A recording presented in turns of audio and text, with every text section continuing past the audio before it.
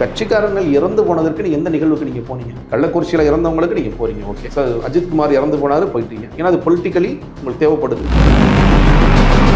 பெரியாரை பற்றி பேசிட்டோமா, அவரோட சுயமரியாதை பேசிட்டோமா, அம்பேத்கர் பேசிட்டோமா, இல்லை ஓகே அப்போ காலில் விழுந்துருப்போம். அது மறைமுகமாக அவங்க அப்படி தெரிவிக்க நேரடியாக உங்ககிட்ட நேரடியாக தாங்க நடக்குது. ஏங்க அவரே சொல்றாரு என் காலில் விழாதான்னு சொல்றாருல, அப்போ அவர் சொன்னவர் அப்போ காலில் விழுகிறத கண்டிக்கணும்ல. அவர் விழாதானே வைக்கிறார் மறுபடியும். சில பேர் என்ன சொல்லுவாங்க, திமுக ஆதரவு நீங்க போற மாதிரி இருக்கு. நீங்க வந்து அப்படி பார்த்தீங்கன்னா விஜயே திமுக ஆதரவு தான் நான் சொல்லுவேன். அதே ஜான் ஆரோக்கியசாமி அவர் திமுக தொடர்பில் இருக்காரு, அதிமுக தொடர்பில் இருக்காரு. அண்ணாமலைகிட்ட போய் வேலை கேட்டாரு, அதெல்லாம் பேசலாமா? அவர் எந்த நிறுவனம் வச்சிருந்தான்னு பேசலாமா? அவர் நிறுவனம் பேர் சொல்லவா? அப்படி பேசுறோம்னா நீங்க முதல்ல ஒருத்தர் அக்யூஸ்ட் நினைச்சீங்கன்னா உங்க கட்சியில் இருக்கிற ஜான் ஆரோக்கியசாமி தான் முதல் அக்யூஸ்ட். இது விஜய்க்கு தெரியாதா? நல்லா தெரியும். எப்படி தெரியாம இருக்கும்? அவர் என்ன பாக்குறாரு, நமக்கு வந்து அண்ணன் சொன்னால் ஓகே தான். அவருக்கு அதுல பெருசா அக்கறை இல்லை. இல்ல யாருக்கு? விஜய் அவர்களுக்கு. என்ன இப்போ நீங்க இந்த போட்ட எல்லா மாவட்ட செயலர்கள் குறித்தும் விஜய்க்கு தெரியுமா? அதே மாதிரி அதிமுக கூட கூட்டணி போயிடுவாங்க இன்னைக்கு வரைக்கும் அவங்க அதான் நினைக்கிறாங்க. அவங்க வந்து பாஜகவோட போக மாட்டாங்க. அவங்க என்ன நினைக்கிறாங்கன்னா இன்னைக்கும் பாஜக அதிமுக உடஞ்சிரும் அவங்க நினைக்கிறாங்க. விஜய் பிரஸ் மீட் கொடுப்பாரா இல்லையா? கொடுக்க மாட்டார். எப்படி சொல்றீங்க? கொடுக்க மாட்டார். அப்படி கொடுப்பாரு, அவர் மாட்டிக்குவார். அதனால இன்னைக்கும் பிரஸ் பார்க்க மாட்டாரு. 2026 எலெக்ஷன் எப்படி இருக்கும்? இந்த நிலைமை நீடிச்சதுன்னா தாவேக்கு வந்து கரையேறுவது மிக மிக கஷ்டம்.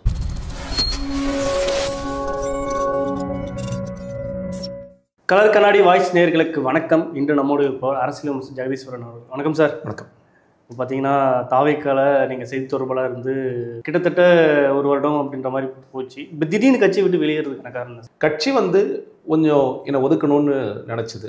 ஸோ அதுக்காக நான் வந்து அரசியல் விமர்சனம் பழையபடி நான் என்னோடய பயணம்னு கேட்டிங்கன்னா முன்னாடி லோக்சபா கட்சியில் ஒரு வேறு பொசிஷன்ஸில் இருந்தேன். 2014 சமூக செயற்பாட்டாளர் அரசியல் விமர்சனம் தான் டிவியில். ஏன்னா ஒவ்வொருத்தரும் உங்களுக்கு தெரியும் ஒரு மீடியாவில் எப்படி ரெப்ரசன்ட் பண்ணுவாங்கன்ட்டு அப்படி தான் இருந்தேன். இந்த கட்சி வந்து 2023 எண்டில் வந்து என்ன நீங்கள் வாங்கன்னு சொல்லி கூப்பிட்டாங்க. செய்தி தொடர்பாளர் நீங்கள் செயல்படுங்க அப்படின்னு சொல்லியிருந்தாங்க. ஸோ ஒரு வருஷமாக பயணிச்சுட்டு இருந்தேன். ஜனவரி எண்டில் வந்து மாவட்ட செயலர்கள் போஸ்டிங்ஸ்லாம் போட்டாங்க. அப்பொழுது மற்ற சக தோழர்கள் என் கூட பயணித்த செய்தி தொடர்பாளர்களுக்கும் வெவ்வேறு பொறுப்புகள் கொடுத்தாங்க. அப்போ எனக்கு பொறுப்புகள் கொடுக்கல. சரி நான் வெயிட் பண்ணேன். நான் வந்து அதுக்கு பிறகும் டிவியில் கூப்பிட்றாங்க, யூடியூப்பில் கூப்பிட்றாங்க. நான் போகலாமா வேண்டாமான்னு கேட்கும்போது இல்லை செய்தி தொடர்பாளர் மட்டுமல்ல, நீங்கள் வந்து டிவிக்கு ஆதரவாளர் அல்லது விஜய் ஆதரவாளர் அப்படின்னு பேசக்கூடாது அப்படின்னு சொல்லிட்டாங்க. சில சேனல்ஸ்லையும் கூப்பிட்டு அவரை கூப்பிடக்கூடாது, செய்தி தொடர்பாளர் கிடையாது அப்படின்னு சொல்லி அவங்க தான் சொன்னாங்க. அதை அஃபிஷியலாக அவங்க எங்கேயுமே ரெக்கார்ட் பண்ணல. ஏன் ஓரங்கட்டணும்னு நினைச்சாங்க? ஏதாவது வேற ஏதாச்சும் இல்லை? சில பேர் என்ன சொல்லுவாங்க, திமுக ஆதரவுக்கு நீங்கள் போகிற மாதிரி இருக்கு. திமுக ஆதரவு போயிருந்தா நான் எப்பயோ திமுக அதை வந்து ஒரு போட்டோவை வச்சு ட்ரோல் பண்ணுறாங்க, இந்த மாதிரி பேசிட்டு இருக்காங்க. திமுக உழவு போக்குற வேலை செய்கிறாரு அப்படின்னு ஒன்று நீங்கள் வந்து அப்படி பார்த்தீங்கன்னா விஜயே திமுக ஆதரவு தான் நான் சொல்லுவேன். ஏன்னா நீங்கள் விஜய் அவர்களும் ஸ்டாலின் அவர்களும் ஒரு திருமணத்தில் சந்திச்சுக்கிட்ட ஒரு வீடியோ பார்த்துருப்பீங்க. கரெக்டாக 2 பேரும் வந்து பார்த்து கைக்குள்ளி போயிருப்பாங்க. அப்போ விஜயே திமுக ஆதரவு தானே. அப்போ அவர் தானே விஜய். இப்போ ஒரு 4 நாளைக்கு முன்னாடி வேள்பாரி ஈவெண்ட் ஒன்று நடந்துச்சு, பார்த்துருப்பீங்க பார்த்துக்கிடல. இந்த வேள்பாரி ஈவெண்ட்டில் புத்தகம் எழுதியவர் சு வெங்கடேசன். அந்த புத்தகத்தை வெளியிட்டவர் அந்த வெற்றி விழாவில் கலந்து கொண்டவர் வந்து ரஜினிகாந்த் அவர்கள். அந்த வெவ்வேறு கட்சிகளும் சேர்ந்து இருந்திருக்காங்க. அதில் ஆதவர்ஜுனா கலந்துக்கிட்டார். தமிழக வெற்றி கழகத்துடைய இன்னொரு பொதுச் செயலாளருக்கு ஆதவர்ஜுனா கலந்துக்கிட்டார். அப்போ அவர் வந்து சிபிஐயோட தொடர்பில் இருக்காரா, இல்லை ரஜினியோட தொடர்பில் இருக்காரா, இல்லை பாஜகவோட தொடர்பில் இருக்காரா? அப்போ அவர் யார்? நீங்கள் அங்கே போயிட்டீங்க, அதனால் நீங்கள் அவங்களோட ஆள், இங்கே போயிட்டீங்க இவங்களோட ஆள். அதான் சொல்கிறேன். அப்படி நீங்கள் அந்த லாஜிக் படி விஜய் வந்து திமுககாரர், ஆதவர்ஜுனா வந்து கம்யூனிஸ்டுக்காரர், இல்லை வந்து ரஜினியோட பழகி இருக்கிறதுனால ஒரு பாஜகக்காரர். நீங்கன்னா அவர் வந்து சங்கின்னு சொல்லுவாங்க, அதில் பாஜகக்காரர். அப்படி ஒரு இதுக்கு போயிடுங்க. நான் எத்தனையோ முறை கலைஞர் செய்திகளுக்கு போயிருக்கேன். நான் வந்து கலைஞர் இல்லை அண்ணா பிறந்த நாளுக்கு நான் அவருடைய சிலைக்கு முன்னாடி என்ன ஃபோட்டோ எடுத்தேன் இல்லையா, அதான் போட்டிருப்பாங்கன்னு நினைக்கின்றேன். அதெல்லாம் நடந்த விஷயம் தான். ஆனால் நான் என்னமோ ஏதோ ரகசியங்களை உடைச்ச மாதிரி, நான் ஏதோ கண்டுபிடிச்சி உடைச்ச மாதிரி இல்லை பேசிகிட்டு இருக்கீங்க. புதுசாக அதுக்கு ரவீந்திர துரைசாமி கூட தொடர்பில் இருக்கிறதா சொல்லி அதெல்லாம். ரவீந்திர துரைசாமி மட்டும் இல்லைங்க, எல்லா பத்திரிகையாளரும் நான் தொடர்பில் இருக்கேங்க. எல்லா பத்திரிகைகளும் என் கூட தொடர்பில் இருக்கிறாங்க. அதாவதுங்க இப்போது ஒரு விவாதம் நடக்குதுன்னு வச்சுக்கோங்களேன். காரசாரமாக இப்போ நீங்கள் ஒரு கட்சியை ரெப்ரசென்ட் பண்ணுறீங்க, நான் கட்சி இப்போ திமுக வச்சுக்கோங்களேன், நம்ம கடுமையாக சண்டை போட்டுக்குவோம். அதுக்கு அர்த்தம் வந்து நீங்கள் விவாதம் முடிஞ்ச பிறகு நம்ம கட்டி பிடிச்சி சண்டை போட்டுக்குவோம் கிடையாது. நீங்கள் வந்து ஒரு நபர், நான் ஒரு நபர், நம்ம சகஜமாக பேசிக்குவோம். உங்கள் கட்சியில் நடக்குதுன்னு பேசுவோம், எங்கள் கட்சியில் நடக்குதுன்னு பேசுவோம். அதாவது ரகசியங்கள் இல்லை, பொதுவாக எப்படி போயிட்டுருக்கு, உங்களோட பாதை எப்படி இருக்குன்னு சொல்லி பேசுவோம். குடும்பத்தை பற்றி குடும்ப நண்பராக இருந்தால் அப்படிலாம் பேசுவோம். நீங்கள் வந்து ரவீந்திர அப்படி நீங்கள் பார்த்தீங்கன்னா இன்னைக்கு இந்த கட்சியோடைய பொலிட்டிக்கல் ஸ்ட்ராட்டஜிஸ்டாக இருக்க ஜான் ஆரோக்கியசாமி யார் இதெல்லாம் பேச வைக்கிறாரோ அந்த ஜான் ஆரோக்கியசாமி உருவாக்குறது ரவீந்திர துரைசாமி தான். அவர் நீங்கள் என்ன சொல்லுவீங்க? அதே ஜான் ஆரோக்கியசாமி நாம் தமிழர் கட்சி ஒருங்கிணைப்பாளர் சீமான் கூட தொடர்பில் இருக்காரு. அவர் திமுக கூட தொடர்பில் இருக்காரு, அதிமுக கூட தொடர்பில் இருக்காரு. நான் பேர் சொல்ல விரும்பல, அவருக்கே தெரியும் எல்லாரோடையும் தொடர்பில் இருக்கார். அவர் யார்? அப்போ அவர் யாருக்கு வேலை செய்கிறார்? திமுக வேலை செய்கிறாரா? பாஜகவுக்கு வேலை செய்கிறாரா? இதே ஸ்ட்ராட்டஜிஸ்டாக இருக்கிறவர் வந்து அவர் போய் வேலை கேட்காத இடமே கிடையாது. திமுகவில் இருக்கிற முக்கியமான ஒருத்தங்கிட்ட போய் வேலை கேட்டார், அண்ணாமலைகிட்ட போய் வேலை கேட்டார்.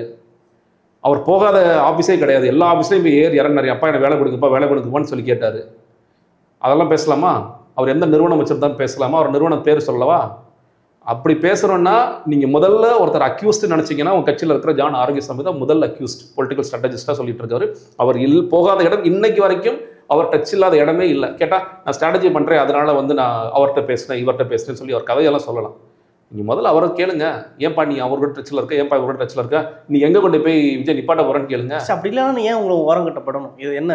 அதாவதுங்க எல்லா கட்சிகளுக்கும் சில விதிமுறைகள் இருக்குது. அது என்ன விதிமுறைகள்னால் இங்கே சொல்லப்படாத விதிமுறைகள். நீங்கள் சுயமரியாதையெல்லாம் பேசலாம், ஆனால் நீ யார் காலையாவது விழுந்து தான் ஆகணும். நீ சுயமரியாதையெல்லாம் பேசலாம், ஆனால் அதெல்லாம் வெளிப்படையாதானே தவிர உள்ளுக்குள்ளே அதெல்லாம் இருக்கக்கூடாது இப்படின்னு எல்லா கட்சிகளும், இது எந்த கட்சியும் விதிவிலக்கெல்லாம் இல்லை, நீ எல்லா கட்சிகளுக்கும் அந்த மாதிரி வச்சுருக்காங்க. நம்ம ஒரு புதிய கட்சியை நோக்கி போகும்பொழுது நம்மளுடைய பார்வை என்னவாக இருக்குன்னா, ஓகே நம்ம இருக்கிற கட்சிகள்லாம் இது மாதிரி நமக்கு சில காம்ப்ரமைசஸ் பண்ணணும், நமக்கு தேவையில்லை. சில விஷயங்களுக்கு நமக்கு ஒரு நிலைப்பாடு இருக்கும், ஊழல் குறித்த நிலைப்பாடு ஒன்று இருக்கும். அங்கே இருக்கிற யாராவது ஊழல் செஞ்சு மாட்டார்னா அவரை வந்து நம்ம சப்போர்ட் பண்ணி பேசணும். இது மாதிரிலாம் சில குழப்பங்கள் இருக்கும். இதெல்லாம் வேணாம், தவிர்த்துட்டு தான் நம்ம வந்து அரசியல் விமர்சகர் அந்த மாதிரி நமக்கு என்ன தோணுதோ நம்ம முன்வைக்கிற விமர்சனங்களை வைக்கிறத நம்ம வச்சுட்டு போகிறோம். புதிய கட்சி வரும்போது இந்த மாதிரியெல்லாம் இருக்காது, மாற்றம் இருக்குன்னு சொல்லிட்டு தான் நம்ம நினச்சி போகிறோம். ஆனால் அங்கே போனாலும் நீங்கள் யாருக்காவது அடிமையாக தான் இருக்கணும், நீங்கள் அவர் காலில் விழுகணும், நீங்கள் அவரை பற்றி புகழ்ந்து பேசணும், அவரை வந்து அரசியல் ஆசான்னு சொல்லணும் இப்படின்னு சொல்லி சொன்னால் உங்களுக்கு மற்றவர்களுக்கும் உள்ள வேறுபாடு என்ன? அதுக்கு நான் இல்லை அந்த கட்சியிலே இருந்திருக்கலாமே, இல்லை வேறு கட்சிக்கே நான் போயிடலாமே. அது ஒரு யார் அப்படி பேசி புகழ்ந்து பேசணுன்ற புஷியானந்தா வேற யார்? நான் வெளிப்படையாக தானே எல்லா இடத்துலையும் பேசிட்டு இருக்கேன். ஆசானே அப்படின்னு சொல்லி எழுதுறாங்க. அவர் என்ன கற்றுக் கொடுத்தாரு இது வரைக்கும்? இந்த அரசியல் கட்சிக்கு ஆசானாக இருந்து அவர் கற்றுக் கொடுத்த விஷயங்கள் என்ன? ஆனால் ஒரு வருடம் பயணிச்சிருக்கீங்களா? அப்போ உங்களுக்கு முரண்பாடாக தெரியலையா? இல்லைங்க, நான் தான் சொல்கிறேன் இல்லையா, நீங்கள் எப்படி நான் அதை செஞ்சதே இல்லைன்னு நான் சொல்கிறேன். நீங்கள் கேட்டீங்கல்ல, நீங்கள் ஒரு கேள்வி கேட்குறீங்கல்ல, நீங்கள் என்ன கேள்வினா நீங்கள் ஏன் வந்து உங்களை வெளியே அனுப்ப ஏன் ஒதுக்கப்படுறீங்கன்னு கேட்டால், இவன் என்னப்பா இவன் காலை விழ மாட்டேங்கிறான், இவன் என்னப்பா இவன் நம்ம பேச்சை கேட்க மாட்டேங்கிறான், நம்ம பேச்சை கேட்க மாட்டேங்கிறான்னா நீ எந்த என்ன அரசியல் ஆசான்னு எழுத மாட்டேங்கிறா, என்னை வந்து அவரின் ஆணைக்கு எங்க இவரின் வழிகாட்டுதலின் படி நீ எழுத மாட்டேங்கிற, ட்விட்டரில் எழுதுனா உன் கருத்தை நீ டேரெக்டாக எழுதுறே தவிர எங்களை புகழ்ந்து எழுத மாட்டேங்கிற, நாங்கள் எங்களை புகழ்ச்சியை வச்சுக்க மாட்டேங்கிற, எங்களுக்கு பேனர் போட மாட்டேங்கிற, எங்களுக்கு போஸ்டர் போட மாட்டேங்கிற அப்படிங்கிற சிக்கல்கள்லாம் இருக்குல்ல. தமிழ்நாட்டு அரசியல்லே இப்படி ஒரு ஃபார்மேட்டில் இருந்தால் தானே அவங்க ஒரு தலைவர் பூஸ்ட் பண்ணுறதா இருக்கட்டும், எழுதுறதா இருக்கும். அப்படி ஒரு ஒரு இடதுசாரி இயக்கங்களா இல்லை ஒரு பொது இந்த மாதிரி தான் அவங்க இருக்காங்க. ஆனால் ஒரு ஓட்டு கட்சின்னு வரும்போது இப்படி ஒரு இந்த ஸ்டெப்ல இருக்க முடியாது. அப்போ வந்து விஜய் எதுக்கு கட்சி ஆரம்பிச்சாரு? விஜய் எது கட்சி ஆரம்பிக்கிறான்னு கேட்குறேன். நீங்கள் அதுக்கு அவரையும் போய் திமுக சேர்ந்திருக்கலாம், அதிமுக சேர்ந்திருக்கலாம், இல்லை பாஜக சேர்ந்தவர் கட்சியில் சேர்ந்திருக்கலாமே. இப்போ என்னோட கட்சிக்கும் இதற்கும் எந்த விதமான மாறுபாடும் இருக்காது. எல்லா கட்சியும் போல 400 கட்சி. நீங்கள் எதுவும் புதுசாக எதுவும் எதிர்பார்க்காதீங்க. அவங்க என்ன செய்கிறாங்களோ அதை தான் நான் மறுபடியும் சொல்கிறேன். இந்த இடத்துல விஜய் நான் குற்றமே சொல்லலை. ஏன்னா அவர் இதெல்லாம் நீ என் காலில் விழுந்து அவர் என்னைக்கும் சொல்லலை, யாரையுமே சொல்லலை. ஏன்னா நான் பார்த்ததில்ல, அவர் யாரையும் சொல்லலை. ஏன் புதுசாக அந்த பழைய ஃபார்மேட்டுக்கு போறீங்க? உங்களுடைய பெரிய ஃபாலோவர்ஸாக இந்த இளைஞர்கள் இருக்காங்க. இன்னும் சொல்கிறேன் 2K கிட்ஸ்னே அவங்க சொல்கிறாங்களே, நான் நிறைய ஃபாலோவர்ஸ் இருக்காங்க, நான் வந்து அது சுருக்க விரும்பலை. அப்படி அந்த இளைஞர்களுக்கு முன்னுதாரணமாக இருக்க வேண்டிய கட்சி நல்ல நான் பழைய ஃபார்மேட்டில் தான் இருப்பேன்னு சொல்வது எப்படி வந்து அது கனெக்ட் ஆகும்னு நான் கேட்குறேன். இல்லை, மக்கள் வந்து ஒரு பின்னோக்கி அரசியல் தான் வர்றாங்க. இல்லை 2K கிட்ஸாக இருக்கட்டும், நீங்கள் 2K கிட்ஸ் எடுத்துக்கிட்டிங்கன்னா பெரும்பாலும் விஜய் கட்சியில் இருக்காங்க, அரசியலற்ற தன்மையில் தான் இருக்காங்க. அப்போ அவங்கள மாதிரி ஆகும்போது கொஞ்சம் அட்ஜஸ்ட் பண்ணி தானே அரசியல் நடத்த முடியும். இல்லைங்க, நீங்கள் அவங்கள அரசியல் மயப்படுத்துறதுக்கு நான் உண்மையிலே சொல்கிறேன். இந்த கட்சியோடைய முக்கியமான பாராட்ட வேண்டிய இடம்ங்கிறது, இப்போ ஒரு மாநாட்டுக்கு வர்றவங்களுக்கு நீங்கள் வந்து எந்த சினிமா பாடல்களும் ஒழிக்கவே இல்லை. அந்த இடத்துல நீ பார்த்துருக்கலாம், ஒரு பெரிய சினிமா ஸ்டார் அவர் 69 படத்தோட படங்கள் போட்டு பாட்டு போட்டு யாராவது டான்ஸ் ஆட வச்சு அதெல்லாம் பண்ணலை. கொள்கை தலைவர்களாக இன்ட்ரோடியூஸ் பண்ணுறாங்க. ஓகே, காமராஜர், அம்பேத்கர், அவர் போன வாட்டியே சொன்னார் அந்த கல்வி திருவிழாவில் காமராஜர் இப்படி அம்பேத்கர் இப்படின்னு சொல்கிறார் இல்லையா. நல்ல விஷயங்களை பார்க்குறது. இந்த மாதிரி அஞ்சலி அம்மாள் இன்னைக்கு வந்து நிறைய பேர் படிக்கிறாங்க, பார்க்குறாங்க. அஞ்சலி அம்மாள் யாருன்னு பார்க்குறாங்கன்னா அவங்களோட சிறப்பு இருக்குது. பட் விஜய் மாதிரி ஒருத்தர் அதை எடுத்து பேசும்பொழுது அது இன்னும் பிரபலமாக மாறுது. பெரிய இயக்கங்களே அதை பாராட்டுறாங்க, அது மாதிரி பண்ணுறாங்க இல்லையா. அதுதான் எதிர்பார்ப்பாக இருக்கும். அந்த இளைஞர்களுக்கு நீங்கள் இதை செய்கிறீங்களா, ரொம்ப சந்தோஷம். அதெல்லாம் செஞ்சுட்டு நீ பழையபடி ஓகே எல்லாம் செஞ்சுட்டோமா, பெரியாரை பற்றி பேசிட்டோமா, அவரோட சுயமரியாதை பேசிட்டோமா, அம்பேத்கர் பேசிட்டோமா, இல்லை ஓகே அப்போ என் காலில் விழுந்துருப்போம் அப்படின்னு சொன்னீங்கன்னா, அப்போ நான் வந்து உதட்டளவில் தான் எனக்கு அந்த கொள்கை கோட்பாடு அதெல்லாம் அது மறைமுகமாக அவங்க அப்படி தெரிவிக்க, நேரடியாக உங்ககிட்ட நேரடியாக தாங்க நடக்குது. ஏங்க நீங்கள் பார்த்து தானே நீங்கள் அந்த மீட்டிங்ஸ் எல்லாம், எதுக்கு அவர் காலில் போய் விழுறீங்க நீங்கள்? மறுபடியும் அவரே சொல்கிறார் என் காலில் விழாதான்னு சொல்கிறார்ல. அப்போ அவர் சொன்னவர் அப்போ காலில் விழுறன்னு கண்டிக்கணும்ல. அவர் விழாதானே வைக்கிறார் மறுபடியும். எனக்கு பெரிய போஸ்டர் வைக்காதீங்க, அப்படின்னு சொல்றாரு. அவர் ஆட்டோலலாம் போய் வந்து போஸ்டர்லாம் கிழிக்கிறாரு. அப்புறம் ஏன் மறுபடியும் யார் போஸ்டர் வைக்கிறா? ஃபோட்டோ யாரும் கொடுத்து விட்றா? ஒரு பேனருக்கு இன்னைக்கு வந்து ஒரு இவ்வளோ பெரிய சைஸ் வச்சா ரெசல்யூஷன் ஃபோட்டோஸ் கொடுக்கணும்ல, யாரோ ஒருத்தர் கொடுக்கணும்ல. நீங்கள் நெட்டில் என்னோட ஃபோட்டோ ஸ்க்ரீன்ஷாட் போடலாம், அப்படி அவ்வளோ ரெசல்யூஷன் போட முடியாதுல்ல. அப்போ அந்த ஃபோட்டோ அனுப்புறது யார்? என் ஃபோட்டோ பெருசாக பார்த்துக்கப்பா, தளபதி ஃபோட்டோ சின்னதானாலும் பரவாயில்லப்பா அப்படின்னு சொல்கிறது யார்? அப்போ இதெல்லாம் ஜான் ஆரோக்கியசாமி அவரோட ஆடியோவில் சொன்னார். எல்லா இடத்துலையும் ஒரே மாதிரி ஃபோட்டோஸ் போகுது, எப்படி சார் போகுது? அது இவர் தானே சார் சொல்கிறாரு எல்லா இடத்துலையும் அதே ஃபோட்டோஸை போடு, எல்லா மாடு செலவும் கொடுத்துட்றாரு. தலைவர் ஃபோட்டோ கூட இல்லை, இவர் ஃபோட்டோ எல்லா இடத்துலையும் போயிடுது. இது ஏன் என்ன பெருசாக ப்ரொஜெக்ட் பண்ணிக்கிறீங்க? நல்ல அறிவாளியாக இருந்தால் நான் மரியாதை நானே கொடுக்குறேன். உண்மையிலே சொல்கிறேன், நீங்கள் வந்து மிகப்பெரிய அறிவாளி தான். நான் காலில் கூட விடுறீங்க, எனக்கு பிரச்சனை இல்லை. அறிவாளி மட்டும் போதும், நேர்மையும் இருக்கணும். நான் நேர்மை கூட விடுங்க, எனக்கு வந்து பயங்கரமான அறிவு இருக்குது. எனக்கு கம்ப்ளீட்டாக அட்மினிஸ்ட்ரேஷன் பற்றி தெரியும், எல்லா இஷ்யூஸ்லையும் எனக்கு பேச தெரியும், எல்லா இஷ்யூஸையும் என்னால் புரிஞ்சுக்க முடியும். பேசுகிற கூட நான் பெரிய இதாக திறமையாக பேசுகிறேன். பட் எனக்கு தெரியும், நீ வக்ஃபு வாரிய மசோதாவில் உங்களுக்கு எந்த ஷரத்தில் பிரச்சனை, இந்த வக்ஃபு வாரிய மசோதாவே பிரச்சனை தான் அப்படின்னு சொன்னால் இது என்ன அர்த்தம்? இதுக்கு அப்போ நீ படிக்கல கரெக்டாக. நீ படிச்சிருந்தீங்கன்னா இது சொல்ல மாட்டேன். நீ படிச்சிங்கன்னா ஓகே, இந்த ஷரத்தில் இஸ்லாமியர்கள் இந்த பிரச்சனை இருக்கிறது, ஏற்கனவே இருந்த சட்ட மசோதா இப்படி இருந்தது, இதை இவர்கள் மாற்றுகிறார். படிக்கல பிரச்சனை, வழக்கு போடுறதுல உங்க பிரச்சனை. வழக்கு தொடர்ந்து அவர் தானே கேட்குறாங்க, போராட்டம் பண்ணுறாங்க. அவர் பொதுச்செயலாளர்கிட்ட மைக்கு பிடிச்சி கேட்குறாங்க, என்னங்க உங்களுக்கு பிரச்சனை சொல்லுங்கள், வக்ஃபு வாரியத்தில் ஒரு வார்த்தை சொல்லுங்கள். நீங்கள் ஃபேர் டீலிமிட்டேஷனுக்கு போகிறாரு, அந்த கூட்டத்துக்கு அவர் தான் போவேன் பிடிவாதமாக போகிறாரு. சார் சொல்லுங்கள் சார், என்ன தளபதி கொடுத்த அறிக்கையை படிச்சிடலாம் இல்லையா? அது அவர்கள் சரியாக படிக்க கூட தெரியல. அவருக்கு கட்சியில் இருக்கிறவங்க மேக்ஸிமம் மற்ற பத்திரிகையாளர் கூட அவர் நல்ல ஆர்கனைசராக சொல்கிறீங்க, எந்த அடிப்படையிலேருந்து அதை சொல்கிறீங்க? இல்லைங்க, நீங்கள் ஒன்றும் இல்லைங்க. இப்போது ஒரு போராட்டம் நடந்துச்சு, கண்டன போராட்டம். நீங்கள் அதற்கு எவ்வளோ பேர் ஆட்களை திரட்டணும்? திரட்டிடுவார். ஒரு அரசியல் பயிலரங்கம் நடந்துச்சா, அதில் வந்து ஆட்களை திரட்டணுமா? திரட்டிடுவார். அது யார்கிட்ட எந்த இன்ஃபர்மேஷனை கொடுத்து அந்த விஷயங்களை பண்ணுவார். ஏன்னா இவர் அது காலங்காலமாக பண்ணுறார். நீங்கள் இந்த சினிமாக்களை வந்து ஒவ்வொரு ஆண்டு ரிலீஸ் ஆகும் போதும் மக்கள் இயக்கமாக நீங்கள் என்ன பண்ணணும்? ரொம்ப வருஷமாக நிறைய பேருக்கு வந்து சாப்பாடு போடுறாங்க, பசங்களுக்கு வந்து புக்ஸ் கொடுக்குறது, பேனா கொடுக்குறது போன்ற நல்ல விஷயங்களை பண்ணலாம், எதுவுமே இல்லைன்னு சொல்லலாம். பிளட் டொனேஷன்ஸ் மாதிரியான சில விஷயங்கள் பண்ணுறாங்க. ஸோ அந்த மாதிரியான விஷயங்கள்லாம் இப்போ யாரோ ஒருத்தர் ஐடியா கொடுத்திருந்தாலும் அதை எக்ஸிக்யூட் பண்ணுற இடங்கள்ல அது கரெக்டாக வேலை வாங்குற இடத்துல சரியான ஆர்கனைசர் தான், அதெல்லாம் நம்ம குறை சொல்லலாம். ஆனால் நீங்கள் ஒரு பொதுச் செயலாளர் கேட்டால் நிச்சயமாக இல்லை. தமிழ்நாட்டுக்கு ஒரு பொதுச் செயலாளர் வேறு ஏதாவது ஒரு மாநிலத்தில் கூட இவ்வளோ மோசமாக இருப்பாங்கன்னு தெரியல. அதெல்லாம் இருக்குன்னு நான் சொல்கிறேன். நீங்கள் ஏன் இந்த பாயிண்ட் சொல்ல வந்தேன்னா, ஆசானேன் அப்படின்னு சொல்லிட்டு அந்த ஆசானாக இருந்தால் நான் போய் காலில் விடுறேன், அப்பா எவ்வளோ பெரிய அறிவாளி, நான் அதை ஏற்றுக்கிறேன். அது இல்லைங்கும் போது அப்போ நான் உங்களை எப்படி ஏன் உயர்த்தி பிடிக்கணும்? இல்லை நான் என்ன சிம்பிளாக கேட்குறேங்க, நீங்கள் ஒரு பயங்கரமான ஒரு பொதுச் செயலாளரா, ஆட்டோமேட்டிக்காகவே அது நடக்கும், எல்லோரும் இயல்பாகவே புகழ்வாங்க. ஆனால் எனக்கு பொறுப்பு போடாமல் இருக்காரு, அவர் காலில் விழுந்தால் தான் பொறுப்பு போடுவார் அப்படின்னு நினச்சிட்டு நான் விழுகிறேன்னு வச்சுக்கோங்களேன். அப்போ உங்களுக்கும் வேறொரு கட்சிக்கும் என்ன வேறுபாடு நான் கேட்குறேன். அதே சமயம் நீங்கள் வந்து இன்னொரு இதில் என்ன சொல்லியிருக்கீங்கன்னா, ஜான் ஆரோக்கியசாமி வந்து புஷியானதை காலி பண்ண தான் நினைச்சாரு அப்படின்ற மாதிரி பயங்கரமாக காலி பண்ண நினைச்சாரு. நீங்கள் அதை டே ஒன்லேருந்து அவர் வந்து பல நேரம் எங்கள்கிட்ட சொல்லியிருக்காரு, அவர் காலியானால் தான் பிரதர் இந்த கட்சி உருப்படும், அவர் காலி பண்ணுறது தான் பெரிய இதாக இருக்குது. அந்த ஆடியோவில் என்ன பேசினார் அவர்? 2% கூட இந்த கட்சி நான் ஆடியோ உண்மைதான் அவர் பேசினதான்.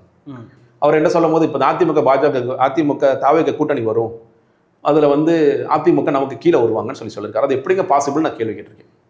சில நேரத்தில் ரொம்ப நான் கடுமையாகவே கேட்டிருக்கேன், ஏங்க கட்சியோட செயல்பாடுகளே இவ்வளோ மோசமாக இருக்குது.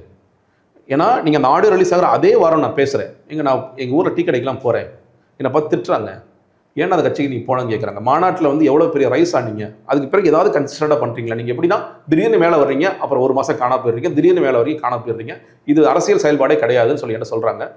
இந்த கட்சி வந்து ஒரு 6-7% கூட தேராதுன்னு என்ன சொல்கிறாங்கன்னு ஒரு வார்த்தை சொல்கிறேன். அவர் ஆமாம் பிரதர், உண்மை பிரதர்னாரு. ஜானேஜ் சொல்கிறார், ஆமாம் பிரதர் சொல்ல கரெக்ட் தான். நான் சொன்னேன் ஏதாவது திட்ட போகிறாருன்னு நினச்சேன். ஆமாம் பிரதர் சொல்கிற உண்மை தான் பிரதர், இந்த மாதிரி போய் வச்சு என்ன பிரதர். ஆனால் நீங்கள் நான் ரொம்ப பேசிகிட்டே இருக்கும்போது சொல்கிறார், பிரதர் நீங்கள் வந்து இவர் ரஜினி இல்லைங்கிற ப்ரூவ் பண்ணிட்டாரு, he will also prove that he is not Kamal. அப்புறம் என்ன கேட்குறேன், அப்போ உங்களுடைய வாக்கு சதவீதமே ரஜினி இல்லை, ஏன்னா கட்சி ஆரம்பிச்சிட்டிங்க, கமல் 4 வாங்கினாரா, நான் 5 வாங்குவேன், இதுக்காக தான் நீங்கள் ஸ்ட்ராட்டஜிஸ்டாக இருக்கீங்களா? நீங்கள் அதே வாரம் ஆடியோ ரிலீஸ் ஆகுது, அதில் என்ன சொல்கிறாரு, கமல் கூட 4% வாங்கினாரு, 2% வாங்க மாட்டார் இவருங்கிறார். இதே ஸ்ட்ராட்டஜிஸ்ட் தான். அது காரணம் என்னங்க, புஷியானந்த் மாதிரி ஒரு மனிதரை வச்சுக்கிட்டு நான் எப்படி ஜெயிக்க முடியும்? புஷியானந்தை டார்கெட் பண்ணுறது காரணம் என்ன? ஒரு அறிவாளி பிரிவினராக இல்லைன்ற மாதிரியா? ஏன்னா கட்சின்றது அறிவுத்துறையும் வேணும், கட்சி கட்டமைப்பு கண்டிப்பாக கண்டிப்பாக வேணும். இப்போ நீங்கள் சொல்லுங்கள், அந்த கட்சியில் இருக்க அறிவாளி யாருன்னு சொல்லுங்கள்.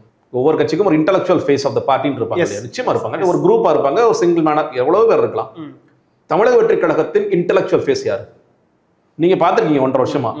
எனக்கு தெரியாது, என்ன விட்டுருங்க, நீங்கள் சொல்லுங்கள். இல்லை அதை வச்சுக்கிட்ட பல முரண்பாடுகள் இருந்தாலே அவர் அறிவாளி தானே, அப்படி தானே பார்க்க முடியும். சரி ஓகே, அது ஒரிஜினல் அப்புறம் தானே வந்து சேர்றாரு. நீங்க முதல்ல யார் intellectual face of the party, அந்த பார்ட்டியில் நீங்க அந்த முகம் வேணுங்க. நான் என்ன சொல்ல வரேன்னா, எந்த ஒரு கட்சிக்கும் ஒரு இன்டெலெக்சுவல் ஃபேஸ் யாருங்கிறது வேணும்.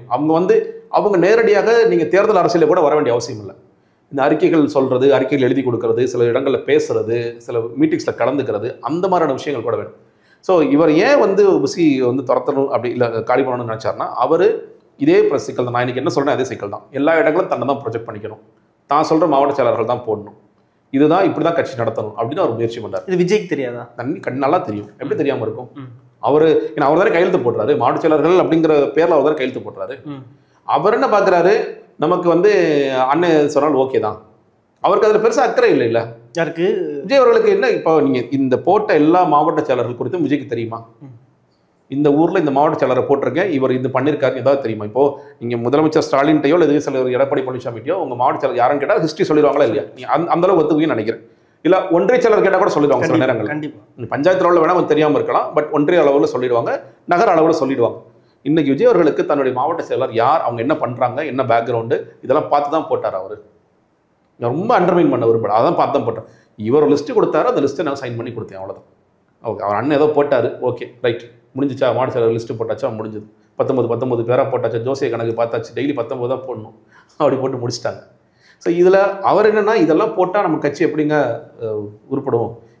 அதாவது அவங்களுக்கு ஒரு எக்ஸ்பீரியன்ஸ் இருக்குது, அவங்க வந்து நிறைய சேவைகள்லாம் பண்ணிட்டு வந்திருக்காங்க. ஆனால் நீங்கள் எப்படி பார்க்கணும், ஒரு கேஎன்ஆருக்கு எதிர்த்து யார், ஒரு சேகர் பாபு அவர்களுக்கு எதிர்த்து யார் இருக்க போகிறா, ஒரு ராஜேந்திர பாலாஜி எதிர்த்து யார் இருக்க போகிறா? இதுதானே அரசியல்.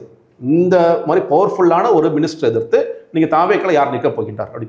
சரி, நீங்கள் வந்து இப்போ ஜானார்கேசாமிகிட்ட வந்து வேறு மாற்று திட்டங்கள் இருந்துச்சா, வேறு புதியவர்களை கொண்டு வந்தாருன்னா அதுவும் இல்லை, அதுதான் பிரச்சனை.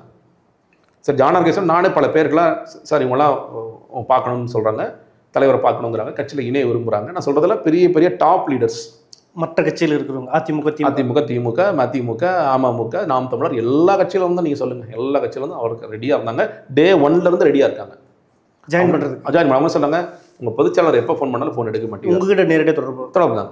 உங்கள் பொதுச்செயலாளர் எப்போ ஃபோன் பண்ணாலும் ஃபோன் எடுக்க மாட்டேங்கிறார். நீங்களாக ரீச் அவுட் பண்ணிங்கன்னா, எந்த ஒரு புதிய கட்சி வந்தாலும் நீங்களாக ரீச் அவுட் பண்ணணும். நீங்கள் பண்ணல, நாங்கள் ரீச் அவுட் பண்ணாலும் அதையும் நீங்கள் எடுத்துக்க மாட்டேங்கிறீங்க. என்னதான் உங்கள் கட்சியில் நடந்துகிட்டு இருக்கு பிரச்சனை சொல்லுங்கள், இது வெயிட் பண்ணுங்க, நான் பேசி பார்க்குறேங்கன்னு சில பேர். நான் சொல்கிறது ரொம்ப கம்மியான நபர் தான், இது மாதிரி எவ்வளவோ பேர் வந்திருக்கலாம் வெவ்வேறு. ஏன்னா என்னுடைய அளவுக்கு நான் சொல்கிறேன், அவருக்கு விஜய் அவர்களுடைய முகத்தை பார்த்து எத்தனையோ பேர் நேரடியாக வந்திருக்கலாம், நேரடியாக வந்து பேசியிருக்கலாம், இதெல்லாம் நடந்திருக்கலாம். அப்படி எத்தனை பேரை அவர் உள்ளே விட்டாருன்னு கேட்டிங்கன்னா, ஜானார்கேசாமி வேண்டாம்னு சொல்லி நான் மறுக்கிறேன். ஒரு பக்கம் புசியானந்த் போடுற ஆட்களும் வேண்டாம், நானும் ஆட்களை கொண்டு வர மாட்டேன் அப்படின்னா, அப்போ என்னதான் உங்களுடைய நோக்கம்? இப்போ ஜானார்கேசாமி புசியானந்த் சண்டை இருக்கு பெரிய இருந்தது. ஒரு ஸ்டேஜுக்கு பிறகு கண்டிப்பாக இவரை காலி பண்ண முடியாது அப்படின்னு புரிஞ்சுக்கிட்டார். ஜானார்கேசாமி புரிஞ்சுக்கிட்ட பிறகு தான் இனிமேல் நம்ம வந்து ஒத்து போகிறது பெட்டர். நம்ம திரும்ப போய் அவரை வந்து காலி பண்ணுறதுக்கு யூடியூப்பில் ஆட்கள்லாம் வச்சு பேசினார் இவர் ஜானார்கேசாமி. எந்த அளவுக்கு கேட்டிங்கன்னா, தலைவருடைய பர்சனல் விஷயங்களை கொச்சப்படுத்தி பேசுகிற அளவுக்குலாம் பேச வச்சார் ஆட்களை வச்சு. அந்த அளவுக்குலாம் மோசமாக பண்ணார். அது எதுவும் பெருசாக ஒர்க் அவுட் இவர் பெருசாக எடுத்துக்கல. புசியானந்த் வந்து ஓகே ரைட் அப்படின்னு சொல்லிட்டு அவர் எடுத்துக்கல. அவர் இல்லை வீடியோ பார்க்கல, ஏதோ ஒன்று ஒரு ஸ்டேஜில் புரிஞ்சுட்டார், இது வேலைக்கு ஆகாது, நம்ம வேறு வழி இல்லை, நம்ம இப்படியே போயிடுறதான் பெட்டர் அப்படின்னு சொல்லிட்டு அந்த முடிவுக்கு வந்துட்டார். ஆனால் 2 பேரும் ஒன்று சேர்ந்து பயணிக்கிறாங்க. ஆனால் நீங்கள் உங்களோட ஒட்டுமொத்த பேட்டி பார்த்தீங்கன்னா, ஜானார்கேசாமி, புசியானந்த், கட்சியோட கட்டமைப்பு இப்படி தான் இருக்குது. விஜய்க்கும் கட்சிக்குமான உறவை பற்றி நீங்கள் அந்த எந்த இதுலையும் இல்லை. அப்போ அவருக்கும் உறவு நீங்கள் புரிஞ்சுக்கிட்டது எப்படி இருக்கு, புரிஞ்சிருப்பீங்களா ஓரளவுக்கு கட்சியோட? அதான் நீங்கள் நான் அதான் சொல்கிறேன் இல்லையா, நான் அவரை சந்திப்புகள்னு எதுவும் நடத்துனது கிடையாது. அப்போது அவர் வெளிப்படையாக செய்தி தொடர்புலாம் சந்திக்கணுமா, அப்படி ஒரு அவசியம் இருக்கா? ஒரு தலைவர்கிட்ட போய் நான் உட்கார்ந்து பேசும்போது, தலைவர் உங்களோட விஷன் என்னவா இருக்குது, நீங்கள் ஒரு கட்சி ஆரம்பிச்சிருக்கீங்க, ரொம்ப சந்தோஷம், உங்கள் கட்சி நாங்களும் பயணிக்கிறோம், உங்களுடைய பார்வை என்னவா இருக்குது, நாங்கள் என்ன பேசணும்னு விரும்புகிறீங்க, நாங்கள் பேசுகிறது சரியாக இருக்கா இல்லையா அப்படிங்கிறத ஒரு செய்தி தொடர்பு, எல்லா கட்சியில் இருக்கிற செய்தி தொடர்பாளருக்கு தினம் மீட்டிங் நடக்குது. நீங்கள் பார்த்துருப்பீங்க. ஒரு விவாதத்துக்கு போகிறதுக்கு முன்னாடி இப்போ பாஜகவில் டெய்லி 1:30 மணிக்கு மீட் பண்ணி பேசுகிறாங்க, திமுகவில் மீட் பண்ணி பேசுகிறாங்க, அதிமுகவில் மீட் பண்ணி பேசுகிறாங்க. இந்த கட்சியில் அந்த மாதிரி மீட்டிங் கூட நடந்தது கிடையாது. ஒரு இன்புட்ஸும் கொடுத்தது கிடையாது. அப்போது நீங்கள் இன்னொன்று, நான் வந்து விஜய் பார்க்கணும் இன்றைக்கி சொன்னதே கிடையாது. ஜானார்கேசாமி தான் தலைவர் உங்களை பார்க்க விரும்புகிறார், நீங்கள் வாங்க அப்படின்னு சொல்லிய பிறகு தான் நான் அவரை பார்க்கணுங்கிறதே நான் கேட்க ஆரம்பித்தேன். அதுக்கு முன்னாடி வரைக்கும் நான் பார்க்கணும்னு சொன்னதே கிடையாது. அதே சமயம் ஆரோக்கியசாமி கட்சி புல்லு நிர்வகிக்கிறதுல அவர் தானே. ஜானார்கேசாமி சொன்னாதான் விஜய் கேட்பார், அப்படிதான் அவர் தான் வந்து எல்லா விஜய்க்குன்னு தனிப்பட்ட முடிவுகளோ ஒரு எந்த பிளான் திட்டம் இல்லை. அவர் நான் பார்க்குற வரைக்கும் எப்படின்னா, இந்த திரைப்படத்தோட இயக்குனர் ஜான் ஆரோக்கியசாமி. ஒரு திரைப்பட பாஷையில் நான் சொல்கிறேன். தாவேக்கா ஒரு திரைப்படம் அப்படின்னு பார்த்தீங்கன்னா இந்த திரைப்படத்தை இயக்குனர் ஜான் ஆரோக்கியசாமி. அப்போ அந்த இயக்குனர் சொன்னாதான் நான் என்ன டெலிவர் பண்ணணும் நான் பண்ணுவேன். அந்த இயக்குனர் எதுவும் சொல்லாடி நான் பேசாமல் இருப்பேன் அப்படிங்கிற ஒரு இதில் தான். ஆனால் நான் சொல்கிறது இந்த திரைப்படத்தோட இயக்குனர் விஜய் தான், ஜான் ஆரோக்கியசாமி இல்லை. இது உங்களோட திரைப்படம். இந்த திரைப்பட ப்ரொடியூசர், இந்த திரைப்படத்தோட மியூசிக், கேமராமேன் எல்லாமே நீங்கள் தான். புஷியானந்தரும் கட்சி நிர்வாகிகளும் கட்சி விஜய் சார் சொல்கிறது தான் எல்லாம் முடியும் அப்படின்ற மாதிரி தானே எல்லா ஸ்டேட்மெண்ட்டும் சொல்லிட்டு இருக்காரு. அவர் அப்படி தான் சொல்லுவார். வேறு எப்படி சொல்லுவார்? இல்லை நான் தான் கட்சி, இந்த உண்மையை நான் அன்றைக்கி சொல்ல போகிறேன்னு சொல்லுவாரா? அதெல்லாம் சொல்ல மாட்டார். அவர் எப்படி சொல்லுவார்? அவருக்கு ஏன்னா இந்த முகம் நீங்கள் தமிழ்நாடு முழுக்க தெரிந்தவர் விஜய் தான், புஷியானந்த் கிடையாது. அப்போ அந்த முகத்தை வச்சு தான் இவங்க ட்ராவல் பண்ண முடியுமே தவிர இல்லைங்க நான் தாங்க முடிவு எடுக்கிறேன் எல்லாம் சும்மா உட்கார வச்சிருக்கேன்னு சொல்ல முடியாது. நீங்கள் ஒன்றும் இல்லைங்க, அவங்க மாநாட்டுக்கு வந்த வழியில் ஆக்சிடென்ட் ஆகி ஒரு 6 பேர் இறந்து போகிறாங்க. ஆக்சிடெண்ட்டில் ட்ரெயினில் வந்து குதிச்சு அதெல்லாம் நடக்குது. அவர்களுக்கான இரங்கலே வந்து நீங்கள் 2 நாள் கழிச்சு தான் தெரிவிக்கிறீங்க. அப்போ அதை ஒரு கட்சிக்காரன் யோசிக்க மாட்டாங்களா? என்ன தலைவர் இப்படி இதாக இருக்காரு? உங்கள் கட்சிக்காரங்கள் இறந்து போனதற்கு நீங்கள் எந்த நிகழ்வுக்கு நீங்கள் போனீங்க?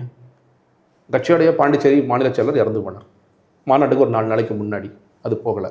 கட்சியோட திருநெல்வேலி மாவட்ட செயலர் இறந்து போனார், அதுக்கு நீங்கள் போகலை. அதுக்கப்புறம் செங்கல்பட்டில் ஒருத்தர் இறந்து போனார், அதுக்கும் நீங்கள் போகலை. நீங்கள் வீட்டில் உட்காந்துட்டு அறிக்கைகள் கொடுப்பதற்கு ஒரு கட்சி தலைவர் கிடையாதுல்ல. இதெல்லாம் வரணும்ல. நீங்கள் கள்ளக்குறிச்சியில் இறந்தவங்களுக்கு நீங்கள் போகிறீங்க, ஓகே சார். அஜித்குமார் இறந்து போனார், போயிட்டீங்க. ஏன்னா அது பொலிட்டிக்கலி உங்களுக்கு தேவைப்படுது. நான் அது கூட தப்பாக கூட சொல்லலை. உங்களுக்கு உண்மையிலேயே வந்து ஒரு இதில் கூட போயிருக்கலாம்.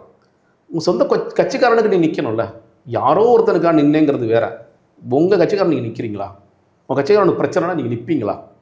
ஏன்ட்ட சொல்லியிருக்காங்க, அவர் ஜானே சொல்லியிருக்க, பிரதர் உங்களுக்கு ஒரு லாயர் நீங்கள் பார்த்து வச்சுக்கோங்க, கட்சி அன்றைக்கி உங்களுக்கு காப்பாற்றாது, கட்சி உங்களுக்கு என்றைக்குமே கூட வராது. தெரியலையே அவர் அதுக்கு பதில் நானே எனக்கு ஒரு லாயர் வச்சுருக்கேன், ஆளாளுக்கு ஒரு லாயர் வச்சுக்கோங்க, கட்சி வந்து கட்சி மேலே உங்களுக்கு நம்பிக்கை இல்லை, அப்படி கேள்வி வருது. கட்சி வந்து உங்களுக்கு காப்பாற்றும் அப்படிலாம் இன்றைக்கி நினைக்காதீங்க. தெரியலையே, அது அவர் தானே சொல்லணும். அந்த கேள்விக்கு அவர் தான் அந்த விஷயத்த சொல்கிறாரு, அவர் தானே சொல்லணும். ஏதோ நீங்கள் ஒரு காணொலி கூட என்ன சொல்றீங்கன்னா, ஒரு வீடியோ காட்டி இந்த மாதிரி கத்தி கூத்து கூட நடக்கலாம் உங்களுக்கு, அது சொன்னார். அதெல்லாம் சொல்றாரு.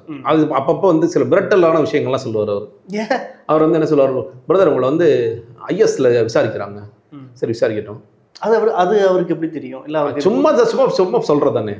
ஒரு நாளைக்கு 10 பொய் சொல்கிறோம், அதில் வந்து ஒரு 9 பொய் ஒரு உண்மை சொல்லுவோம் அப்படிங்கிற மாதிரி அவன ஒரு கணக்கு, அவ்வளோதான். ஐஎஸ்ல உங்களை விசாரிக்கட்டும். நீங்கள் வந்து கலைஞரை தப்பாக பேசுனீங்களா? நான் சொன்னேன், நான் பொலிட்டிக்கல் ஆக்டிவிஸ்டாக இருக்கும்போது சரி, வேறு கட்சியில் முன்னாடி லோக்சபாவில் இருக்கும்போது சரி, இப்போயும் சரி, என்றைக்குமே அந்த தலைவர்களை அந்த மாதிரி பர்சனல் தாக்குதல் நான் பண்ண மாட்டேங்க. இல்லை பிரதர் சொன்னாங்க, அவங்க ஏதோ ஒரு வீடியோ பார்த்தாங்க. நான் முதல் தடவை சரி விட்டுட்டேன். அடுத்த தடவை இந்த விளையாட்டு என்கிட்ட விளையாடாத, இந்த விளையாட்டு நான் வந்து 15 வருஷமாக மீடியாவில் வந்து நான் இருக்கேன், எந்த ஐஎஸ் சொன்னாங்கன்ட்டு என்கிட்ட சொல்லுங்கள். இல்லை பிரதர் அது ஒரு சீப் இன்டெல் பிரதர், எதுக்கு இந்த போய் சொல்கிறேன்? சம்பந்தமே இல்லாமல் எதுக்கு இந்த போய் சொல்கிறேன்? இது தேவையாது. அது மாதிரி உங்களுக்கும் புஷியானந்துக்கும் இல்லை உரையாடலாம் எப்படி இருக்கும்? அரசியல் உரையாடல் இதான் சொல்லலை. ஜானரிசம் தான் என்னோட பாயிண்ட் ஆஃப் கான்டாக்ட். அவரோட தான் நிறையா நான் பேசுவேன். இல்லை அவர் வந்து விஷயங்கள் சொல்லுவார், நிறைய மெசேஜ் அனுப்புவார். மெசேஜ் அனுப்பிச்சு நம்ம படிக்கிறவங்களே டெலிட் பண்ணி விட்டுருவாரு. எந்த எல்லா மெசேஜும் டெலிட் பண்ணி விட்டுருவார். கட்சி மெம்பர்ஸ் கூட பேசவே கூடாதுன்ற மாதிரி ஜான் ஆரோக்கியம் அது சொல்லுவார். அது வந்து அதுக்கு தான் சொல்லுவாங்க, நீங்கள் யார் கூட பேசுகிறாதீங்க. ஏங்க அவங்களாம் உங்கள் மேலே ரொம்ப கோவத்தில் இருக்கிறாங்க. ஏன் கோவத்தில் இருக்காங்க? நீங்கள் நான் வந்து சீட்டு கேட்டு நான் நிற்க போகிறதே கிடையாது. நான் இன்னொன்று நான் சொன்னதில்லை, தேர்தல் அரசியலில் நான் வந்து நிற்கணுங்கிற ஆசையெல்லாம் எனக்கு போயிடுச்சு. நான் உங்களை எனேபிள் பண்ண வந்திருக்கேன். எனேபிள்னா ஒரு மாடு சிலர் நல்லா பேசுகிறாரா, ஒரு நல்லா செயல்பட்டாரா, அவரோட விஷயங்களை இங்கே லட்சக்கணக்கான மக்கள்கிட்ட கொண்டு போய் சேர்க்கிறதா என்னுடைய வேலை. எந்த நோக்கத்துக்கு கட்சியில் சேர்ந்தீங்க? கட்சியில் சேர்ந்ததுக்கு 2 நோக்கம். ஒரு மாற்றத்தை முன் வச்சு வர்ற ஒருத்தர் அவர் நம்பி போகலாம், அவங்களே சொல்கிறாங்க. நான் 2 கேள்வி தான் கேட்டேன். பாஜக பேக்கப் இருக்கான்னு கேட்டேன், பாஜக பேக்கப் இல்லைன்னு சொல்லி சொன்னாங்க. வேறு ஏதாவது கட்சியோட பேக்கப் இருக்கான்னு கேட்டேன், இல்லைன்னாங்க. யார் பக்கம் நிற்பீங்க இஷ்யூஸ்லாம்? மக்கள் பின்னாடி நிற்போம். ஓகே, எனக்கு ஓகே, அவ்வளோதான். ஒரு நீண்ட கால எதிர்பார்ப்புங்கிறது, இவர் தலைவர் சுற்றுப்பயணம் போகிறாரா, சுற்றுப்பயணம் போகும் பொழுது அவருக்கு உண்டான இன்புட்ஸ் எல்லாம் எடுத்து கொடுக்கணும். ஒரு ஊரில் ஒரு ஈரோடு போகிறார், ஓகே ஈரோடில் இந்த பிரச்சனைகள்லாம் இருக்குது, இதெல்லாம் நம்ம அனலைஸ் பண்ணி அந்தந்த ஊரில் என்னென்ன பிரச்சனைகள் இருக்குன்னு சொல்லி அந்த மாதிரி விஷயங்களை எடுத்து கொடுக்கணும் அப்படிங்கிறது என்னுடைய ஒரு இதாக இருந்து. கூட்டங்கள்லாம் போட்டாங்கன்னா அந்த கூட்டங்களில் நம்ம கட்சியோட கொள்கையெல்லாம் போய் விளக்கி பேசணும். தொலைக்காட்சியில் ஏற்கனவே பேசிகிட்டு இருக்கோம். இதுதான் வந்து என்னுடைய எதிர்பார்ப்பு, என்னுடைய உயர்ந்தபட்ச எதிர்பார்ப்பு இதாக இருந்துச்சு, வேறு ஒன்றும் இல்லை. அதே மாதிரி அதிமுக கூட கூட்டணி போயிடுவாங்க அப்படின்ற மாதிரி நீங்கள் சொல்லியிருந்தீங்க. இன்னைக்கு வரைக்கும் அவங்க அதான் நினைக்கிறாங்க. ஆனால் வெளியில் வந்து நான் அப்படிதாங்க சொல்லுவாங்க, எல்லா கட்சியுமே அப்படிதாங்க சொல்லுவாங்க. நான் வந்து இப்போ வெளிப்படையாக முதலமைச்சர் வேட்பாளர் நான் தான் சொல்லி பேசி, அமித்ஷா வந்து பேட்டியில் வந்து நேரடியாக சொல்லும் போது கூட உடனே அறிக்கை விடுறாங்கல்ல. அவங்க வந்து பாஜகவோட போக மாட்டாங்க, அவங்க என்ன நினைக்கிறாங்கன்னா இன்றைக்கும் பாஜக அதிமுக உடஞ்சிரும்னு அவங்க நினைக்கிறாங்க. கடைசியான கேள்வி, விஜய் ப்ரெஸ் மீட் கொடுப்பாரா இல்லையா? கொடுக்க மாட்டார். எப்படி சொல்கிறீங்க? கொடுக்க மாட்டார். எப்படி கொடுப்பாரு? ஒரு ப்ரெஸ்ஸை சந்தித்து ப்ரெஸ்ஸு கேட்குற எல்லா கேள்விகளையும் நீங்கள் பதில் சொல்லணுன்னா நீங்கள் அன்றாட நிகழ்வுகளுக்குள்ளே முதல்ல வரணும். நாட்டில் என்ன நடக்குது, தமிழ்நாட்டில் இன்றைக்கி தலையாய பிரச்சனை என்ன, திமுக தலைவர் எந்த ஊரில் இருக்கார், அதிமுக தலைவர் எந்த ஊரில் சுற்றுப்பயணம் மேற்கொண்டுட்டு இருக்கார், நாம் தமிழர் கட்சி தலைவர் என்ன பண்ணுறார், இன்றைக்கி யாருடைய பிறந்த நாள், இன்றைக்கி யாருடைய நினைவு நாள், இன்றைக்கி இன்னுமே மணிப்பூரில் கலவரம் நடக்குதா நடக்கலையா, டெல்லியில் வேறு ஏதாவது பிரச்சனை நடந்துகிட்ருக்கா, மோடி என்ன செய்கிறார், இதெல்லாம் உணர்ந்து இதற்கு பிறகு தமிழ்நாடு அரசாங்கம் எப்படி போயிட்டுருக்கு, தமிழ்நாட்டோட கடன் எவ்வளோ இருக்குது, தமிழ்நாட்டை இப்போ ட்ரக்கு பிரச்சனை ஏன் இவ்வளோ அதிகமாக இருக்குது, நம்ம இப்போது காவேரியில் இப்போ நிறைய தண்ணி வந்துருச்சு ஆனால் கடைமடை வரைக்கும் போகுதா போகலையா, கனிமூல கொள்ளை பிரச்சனை ஏன் போயிட்டுருக்கு, ஏன் மழை நிறையா உடைக்கிறாங்க, இந்த மாதிரி பல விஷயங்களை நீங்கள் உள்வாங்கி இதெல்லாம் யாரும் பெருசாக படிக்கிறது நீங்கள் அப்படிலாம் சொல்லாதீங்க. நீங்கள் ஏதாவது தலைவர் இல்லைல்ல, நான் இப்போ நீங்கள் எடப்பாடி பழனிசாமி பிரஸ் மீட் பண்ணுறாரு, சீமான் பிரஸ் மீட் பண்ணுறாரு, முதலமைச்சர் தேவைப்படுற நேரத்தில் பிரஸ் மீட் பண்ணுறாரு, அவர் டிபார்ட்மெண்ட் வைஸாக என்ன பேசணுமோ அதை பேசுகிறாங்க. இப்போ இந்த கேள்விகளுக்கெல்லாம் அவர்கள் பதில் தெரியாவிட்டால் கூட அவர்களால் பதில் பேச முடியும். ஏன்னா அதை படித்து உள்வாங்கி அனுபவமாகவும் சில விஷயங்கள் தெரிஞ்சிருக்கும். அப்படி அனுபவம் இல்லாத போது நீங்கள் நிறைய விஷயங்களை கற்றுக்கொண்டே இருக்க வேண்டும். இது தொடர் கற்றலாக இருக்கணும். இந்த தொடர் கற்றலாக இல்லாமல் நீங்கள் ப்ரெஸ்ஸப்பை எப்போ பார்த்தாலும் மாட்டிக்குவீங்க. சிம்பிள். விஜய் அந்த மாதிரி நிலைமை தான் இருக்கு. அந்த நிலைமை தான் இருக்கார். அவர் மாட்டிக்குவார். அதனால் என்றைக்கும் ப்ரெஸ்ஸை பார்க்க மாட்டார். நான் என்னென்னா அட்லீஸ்ட் நீங்கள் தனிநபர் பேட்டிகளாவது கொடுக்கலாம். நீங்கள் ஒட்டுமொத்தமாக ப்ரெஸ்ஸை கேட்டால் சில பேர் அவங்களே சொல்லுவாங்க, ஏங்க அவர் டிஎம்கேக்கார், இவர் டிஎம்கேக்கார், அவர் டிஎம்கேக்கார், இல்லை டிஎம்கேலாம் சேர்ந்தாலும் ப்ரெஸ் நடத்துறீங்கன்னு கூட அவங்க அடிச்சுட்டு போகலாம். தனிநபர் பேட்டியாக கொடுங்க. ஒரு சிங்கிள் உங்களோட ஒரு சேனலை உட்கார வச்சு பேசுங்க. இல்லை பிரிண்ட் மீடியாவில் எழுதி அனுப்புங்க. அதெல்லாம் நீங்கள் செய்யணுங்க. செஞ்சால் தானே மக்களுக்கு தெரியும் நீங்கள் என்ன சொல்ல வரீங்கிறது தெரியும். ஒவ்வொரு விஷயத்துலையும் உங்கள் நிலைப்பாடு என்னங்கிறத நீங்கள் தெரிவிச்சுட்டே இருக்கணும்ல.